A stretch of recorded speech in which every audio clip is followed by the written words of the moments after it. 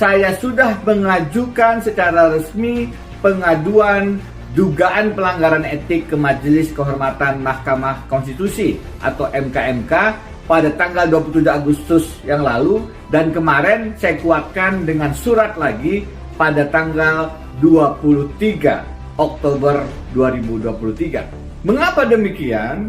Karena peraturan Mahkamah Konstitusi nomor 9 tahun 2006, khususnya prinsip ketidakberpihakan, yaitu butir 5, menegaskan Hakim Konstitusi harus mengundurkan diri dari pemeriksaan suatu perkara karena Hakim Konstitusi tersebut atau anggota keluarganya mempunyai kepentingan langsung terhadap putusan. Dengan penalaran yang wajar, sehat, waras, kita harusnya bisa melihat bahwa ada keterkaitan antara putusan 90 dengan peluang majunya Gibran Rakabuming Raka di Pilpres 2024. Karena itu seharusnya tidak ada pilihan lain. Ketua Mahkamah Konstitusi Anwar Usman yang ipar Presiden Jokowi, paman daripada Gibran, harus mengundurkan diri dari pemeriksaan perkara, khususnya putusan 90. Karena yang bersangkutan tidak mengundurkan diri, maka berdasarkan pasal 17 ayat 6, putusan menjadi tidak sah dan karenanya tidak dapat dijadikan dasar untuk mendaftar di KPU.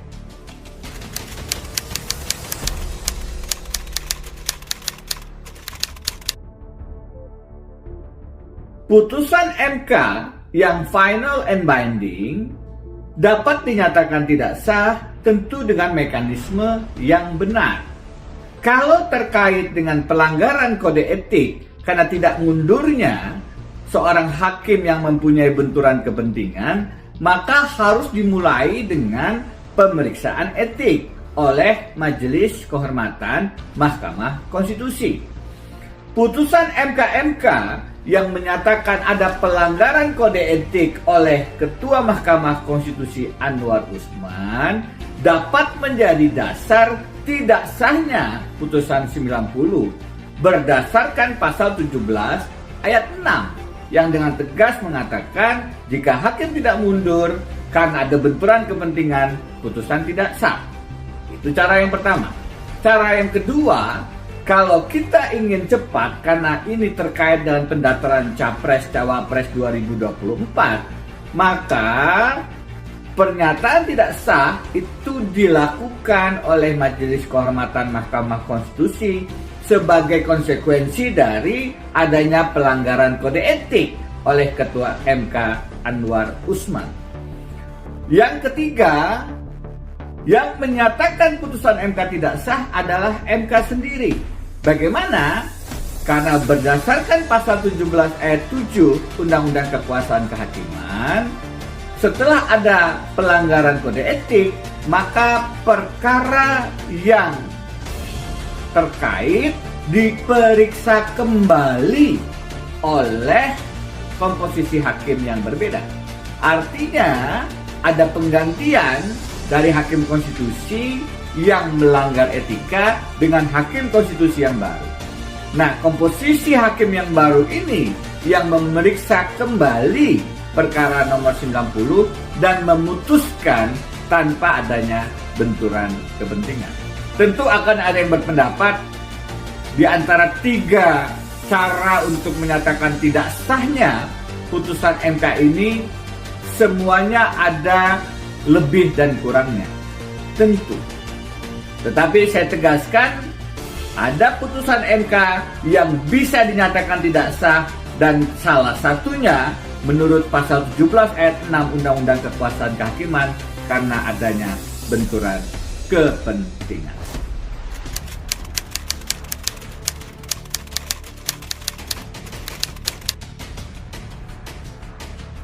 Saya berpendapat KPU tidak boleh menerima pendaftaran pasangan calon presiden dan calon wakil presiden berdasarkan putusan 90. Terlebih kalau putusan 90 sudah dinyatakan tidak sah, yang dimulai dengan proses pemeriksaan etika oleh Majelis Kehormatan Mahkamah Konstitusi.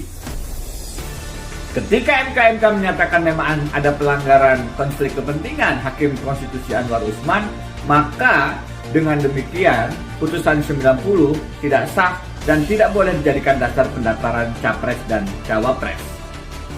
Kalau tetap dilakukan, maka harusnya pasangan capres cawapres ini bisa kita gugat penetapan KPU-nya ke Bawaslu Republik Indonesia. Bahkan jika nanti terpilih sekalipun sebagai pasangan presiden wakil presiden, terbuka kemungkinan untuk diproses impeachment, pemakzulan, pemberhentian, pemecatan presiden wakil presiden karena tidak memenuhi syarat sebagai capres dan cawapres. Demikian, meskipun pandangan ini melawan arus besar yang menyatakan putusan MK sudah harus dilaksanakan, tetapi kita harus menyuarakannya dan harus menyelamatkan Indonesia dari cawe-cawe yang menghadirkan dinasti keluarga yang koruptif dan kolutif serta nepotisme. Mari kita selamatkan Indonesia.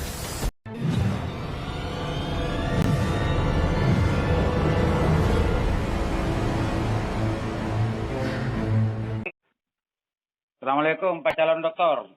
Waalaikumsalam warahmatullahi wabarakatuh. Kanda Aliman. Dinda Jamil Juris, tinggal berapa lama lagi nih status doktor diraih? Ya, doakanlah, ini masih nyicil-nyicil tulis disertasi. Target saya itu semester ini SHP, seminar hasil penelitian. Mungkin tahun depan lah. Doktor ya? Lulusnya itu, iya. Pak Calon Doktor, ini lancar. ada pendapat yang menarik menurut saya dari seorang doktor atau profesor, saya kurang tahu Pak Denny. Oh, Denny Indrayana. Iya, doktor ya. Profesor itu, Profesor ya. Ini menarik, ya. tapi saya melihat agak berbeda dengan pendapat-pendapat para profesor dan doktor hukum lainnya yang mengatakan bahwa putusan MK nomor 90 tentang masalah syarat capres-cawapres ini dianggap tidak sah karena berbagai macam alasan. Karena lumrah dan jamak diketahui dipahami bahwa putusan MK itu kan final and binding. Tapi Prof. ini memberikan pendapat yang sangat luar biasa, kan tidak mengada-ngada. Ada alasan-alasan yuridis yang dijadikan sebuah pijakan pendapatnya itu untuk tidak mengesahkan gitu ya putusan MK yang selama ini di jamak dipahami oleh publik bahwa final and binding. Gimana menurut Pak calon doktor ini menanggapi masalah ini? Jadi begini, saya sebetulnya tidak membantah pendapat Prof. Denny bahwa dalam putusan Mahkamah Konstitusi nomor 90 itu memang banyak persoalan, baik dari legal standing penggugat, kemudian hakim yang ikut menangani yaitu Pak Anwar Usman yang memiliki konflik of interest, kemudian concurring opinion dua hakim itu disatukan dengan yang tiga, padahal substansinya sebetulnya sama, bisa kita anggap dissenting opinion sebetulnya. Artinya memang banyak persoalan. Kepala daerah dan gubernur itu ya di situ ya. Ya, artinya memang banyak persoalan di situ. Nah, Prof. Denny berpendapat itu tidak sah atau batal. Dalam Undang-Undang Mahkamah Konstitusi, kata Prof. Denny, ada konsep putusan itu tidak sah. Kemudian beliau juga mengaitkan dengan kekuasaan kehakiman, Undang-Undang Kekuasaan Kehakiman. Sehingga pendapat beliau mengatakan tidak sah. Nah, menurut saya sekarang begini. Oke lah, kita sependapat tidak sah. Tetapi, atau batal gitu loh. Tetapi, kalau dalam konsep hukum administrasi, kategori batal itu ada 3. Ya. Pertama adalah batal demi hukum. Kita katakan nitig van recht wege gitu ya. Yang kedua adalah batal, nitig gitu saja. Dan yang ketiga adalah dapat dibatalkan, vernietigbar. Begitu. Nah, itu kalau dalam konsep hukum administrasi. Nah, keputusan yang dikeluarkan oleh pejabat tata usaha negara itu harus dianggap sah kalau dalam hukum administrasi. Atau presumption justai causa, kan begitu. Nah, kalau dalam putusan itu juga sama, harus dihormati, harus kemudian dianggap sah, kan begitu. Saya lupa istilahnya judikata gitu loh. Saya lupa, tapi harus dihormati, apalagi Mahkamah Konstitusi itu putusannya bersifat final and binding. Taruhlah kita umpama karakter putusan ini sama dengan keputusan tata usaha negara. Karena sama-sama harus dianggap sah dan harus dihormati. Selama tidak dibatalkan oleh pengadilan atau yang mengeluarkan keputusan atau putusan itu. Taruhlah kita anggap sama. Pak Calon Dokter, membandingkan sistem batal dalam konteks hukum administrasi dengan putusan pengadilan, ini kan kayak nggak apple to apple, Pak Calon Dokter. Artinya, memang begini, memang dalam konsep putusan tidak dikenal apa karakteristik yang 3 itu. Tetapi saya hanya ingin mencoba menggunakan konsep ini pada putusan. Kenapa? Karena sebetulnya punya karakter yang sama. Putusan itu punya asas, res judicata itu. Saya lupa, ada terusannya, res judicata artinya harus dihormati dan sah. Keputusan tata usaha negara juga taat pada asas presumption justai causa, kan gitu. Artinya ada kesamaan di situ. Nah, kalau ada konsep batal, seharusnya pun juga punya kesamaan konsep batal, yaitu batal demi hukum dapat dibatalkan, kan begitu. Kalau dapat dibatalkan, itu harus melalui pengadilan. Proses pembatalannya harus melalui pengadilan. Itu kalau keputusan tata usaha negara. Enggak, meskipun putusan seharusnya putusan itu kan bisa dibanding. Enggak, ini kan problemnya kan putusan MK yang sudah dikatakan dan dipahami orang final and binding. Saya lanjutkan dulu. Saya lanjutkan dulu ya. Saya kan bicara karakter. Karakternya ini ada kemiripan gitu loh. Nah, kalau dalam karakter putusan itu kita kenal ada konsep tidak sah atau batal, kan begitu. Maka dalam karakter putusan itu pembatalannya kan juga harus melalui pengadilan. Ya kan? Kalau itu struktural. Katakanlah di pengadilan tingkat pertama dibatalkan melalui tingkat banding. Tingkat banding dibatalkan melalui tingkat kasasi. Ada upaya hukum lebih lanjut. Kan begitu? Iya, ini itu karakter biasanya. Ya, ini kan karakternya sama dengan dapat dibatalkan itu. Ya. Vernietigbar. Sama karakternya dengan karakter vernietigbar. Harus dibatalkan oleh pengadilan. Tetapi kalau dalam surat keputusan ini juga bisa dibatalkan oleh pejabat yang mengeluarkan asas contrarius actus, kan begitu. Kalau dalam putusan hanya oleh pengadilan yang lebih tinggi. Gitu. Nah, persoalannya di Mahkamah Konstitusi ini sifatnya final and binding. Katakanlah batal. Siapa yang kemudian pengadilan mana yang mau membatalkan? Apakah bisa putusan Mahkamah Konstitusi ini batal dengan sendirinya sehingga tanpa melalui pengadilan? Itu yang menurut saya belum dijelaskan oleh Prof. Denny. Nah, Prof. Denny, saya sebentar, biar lebih dalam. Prof. Denny menawarkan sebuah mekanisme, ada 3 mekanisme sebetulnya untuk bagaimana putusan yang sudah dianggap final binding itu bisa menjadi salah satunya adalah membentuk MK-MK. Dan kalau MK-MK sudah memutuskan bahwa salah satu hakimnya dianggap ada konflik of interest gitu ya, itu dianggap melanggar kode etik, dan itu otomatis itu dianggap tidak sah. Yang kedua, MK mengganti ya hakim yang sudah dianggap melanggar etik untuk diganti hakim baru, dan hakim baru itu justru komposisi hakim baru itu yang memeriksa, mengadili dan memutus perkara yang sebelumnya putusan 90 itu. Berarti artinya di situ Prof. Denny memberikan tawaran mekanisme pembatasan. Oke. Jadi begini, kalau kemudian MK umpama ya, MK menyatakan terbukti Hakim Anwar Usman ini melanggar kode etik karena memiliki konflik of interest. Sehingga kalau kemudian dikaitkan dengan undang-undang kekuasaan kehakiman, maka putusannya menjadi tidak sah umpama.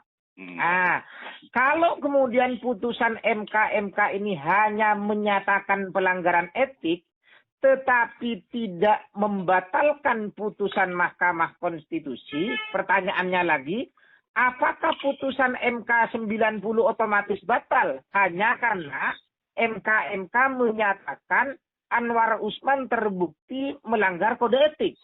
Apakah otomatis? Itu kalau pendapatnya Prof. Denny, ya otomatis. Karena itu bagian tak terpisah dari bagaimana lahirnya putusan itu. Lah menurut saya ya sulit juga dieksekusi. Kalau tidak ada putusan yang menegaskan di MK bahwa putusan MK nomor 90 batal, dicabut atau dibatalkan umpama oleh MK.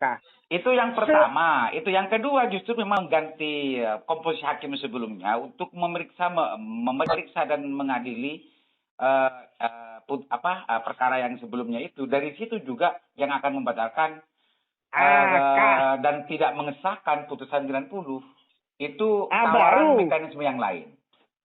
Saya sepakat kalau kemudian MK mengganti hakim di Mahkamah Konstitusi, kemudian Mahkamah Konstitusi menyidang kembali perkara nomor 90.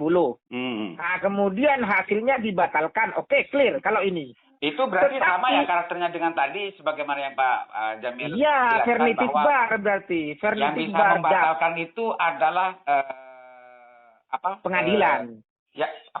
Institusinya sendiri. Ya.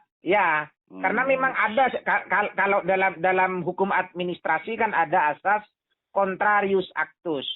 Pejabat atau lembaga yang mengeluarkan surat keputusan itu boleh mencabut surat keputusan yang dikeluarkan. Tetapi dalam undang-undang tentang kuasa kehakiman itu dalam pasal 9 kalau Pak Prof. Denny mengatakan itu memang ada putusan MK yang statusnya bisa tidak sah, meskipun di sisi yang lain memang ada status dari putusan MK itu final and binding. Tapi di pasal 17 ayat 6 katanya Pak Prof. Denny itu memang ada status putusan MK yang tidak sah. Cuma mekanismenya di mana itu sebetulnya? Makanya mekanisme secara normatif kan memang tidak ada. Sehingga kita harus merujuk pada prinsip-prinsip, pada teori-teori, kan begitu. Nah, putusan atau keputusan itu selayaknya memang kalau dibatalkan oleh pengadilan yang lebih tinggi. Karena MK ini tidak ada yang lebih tinggi, karena memang tidak bersifat strukturalis ya, maka MK itu sendiri yang bisa membatalkan putusan itu sendiri. Banyak sebetulnya MK itu menganulir putusan sebelumnya banyak. Itu boleh. Di undang-undang tentang MK yang mengatur MK apakah nggak ada ya mekanisme itu ya? Pengaturan itu. Itu saya belum baca. Belum ya. Saya kurang paham. Tetapi sebetulnya boleh. Kalau presidennya kasusnya banyak ya. MK itu menganulir putusan sebelum-sebelumnya banyak. Putusannya sendiri ya. Maksudnya? Ya, putusan sendiri yang dikeluarkan. Kayak dalam kepemiluan umpama, pilkada itu masuk rezim pemilu, dirubah lagi. Nah, masuk pilkada, rubah lagi, masuk rezim pemilu, macam-macam itu. Oke, Pak Jamil, dalam konteks itu saya kira sudah letak perbedaannya di mana klunya antara pendapatnya Pak Jamil dengan Pak Prof sudah tegas dan jelas dalam konteks itu.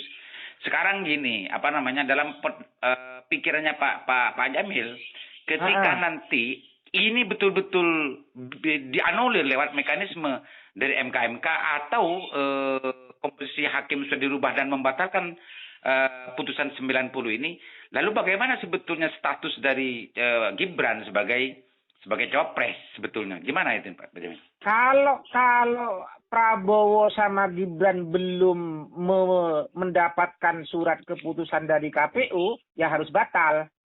Tetapi kalau sudah dapat SK sebagai calon, daftar calon tetap ya. Kalau di pileg itu kan DCT ya. Sudah dapat SK sebagai calon presiden dan wakil presiden yang nggak berlaku surut. Kan begini Pak Jamil, ini kan jelas-jelas putusan ini kan putusan problematik gitu ya, gitu ya. KPU tidak bisa sebelum ada sebuah putusan yang resmi dari MK untuk membatalkan status dari putusan ini. Tidak boleh tidak KPU untuk tidak melaksanakan putusan yang final binding ini. Betul. Sekarang kan begini, oke lah itu sudah berdasarkan yang sekarang gitu ya diterima dan dianggap memenuhi syarat. Nah nanti dalam kelanjutannya justru ini MK membatalkan dengan mekanisme yang ada di MK terkait dengan putusan 90.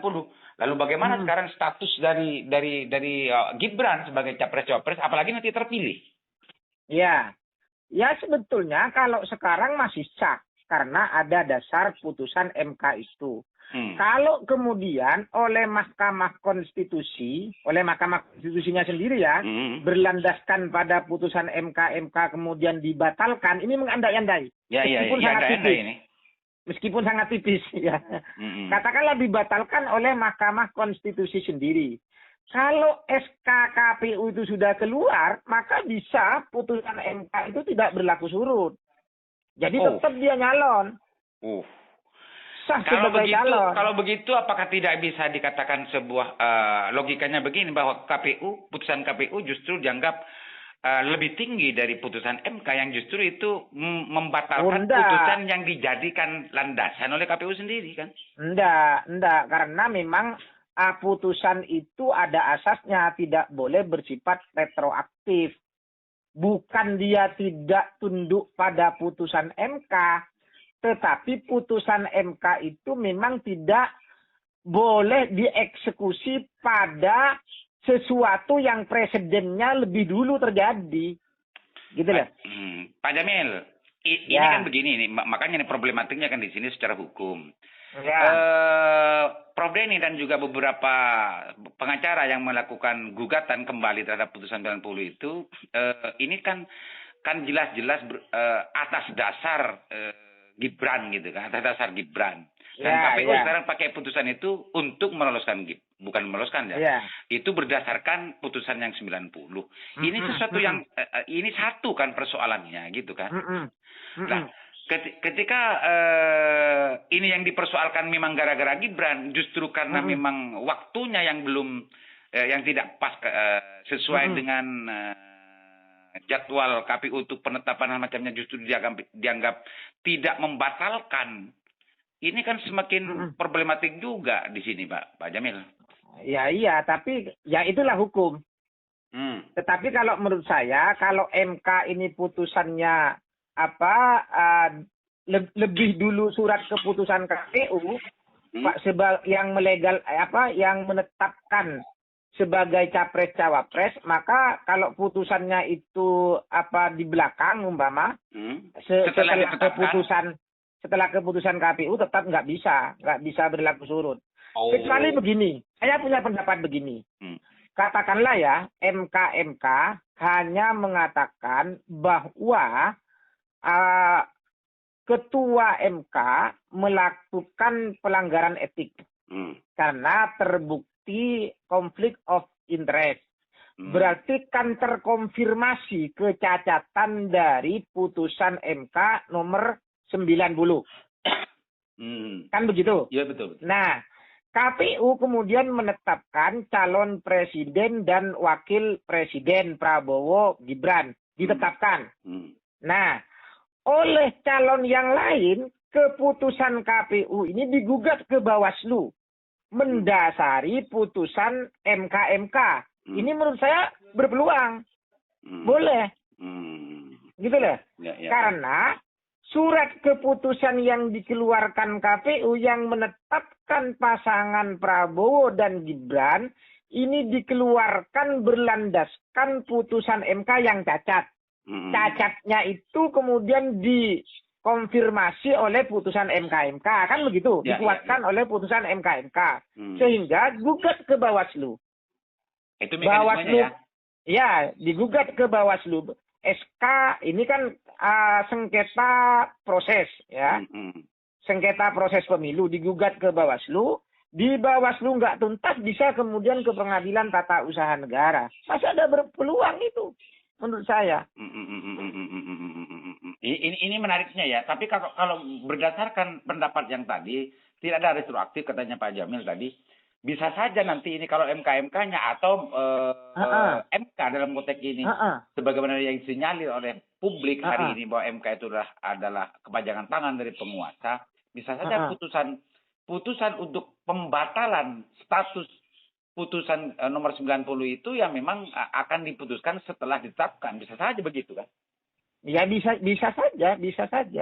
Tapi Pak Jamil ya sebetulnya dalam konteks ini untuk ketika dihadapkan dengan pendapatnya Prof. Denny, mekanisme untuk mengkoreksi ya putusan MK yang dianggap final and binding itu ada kan sebetulnya di undang kekuasaan kehakiman. Sebetulnya begini, kalau MK belum jelas kan gitu Pak Jamil. Begini, kalau MK sendiri sebetulnya fokusnya pada etik, bukan menganulir putusan MK. Dalam konteks itu ya Pak Jamil, cuma di Undang-Undang Kehakiman itu memang ada status putusan MK yang tidak sah. Cuma mekanisme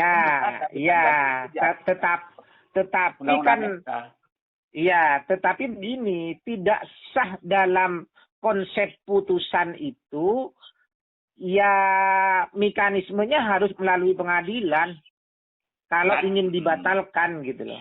Tadi Pak Jamil kan sudah bilang bahwa kalau memang MK sendiri dengan komposisi dikeluarkan gitu ya dan ada hakim baru kan menjadi tidak sah juga kan itu. Artinya dalam konteks ini kalau MK sendiri tidak mengikat kan ketika dibatalkan. Betul.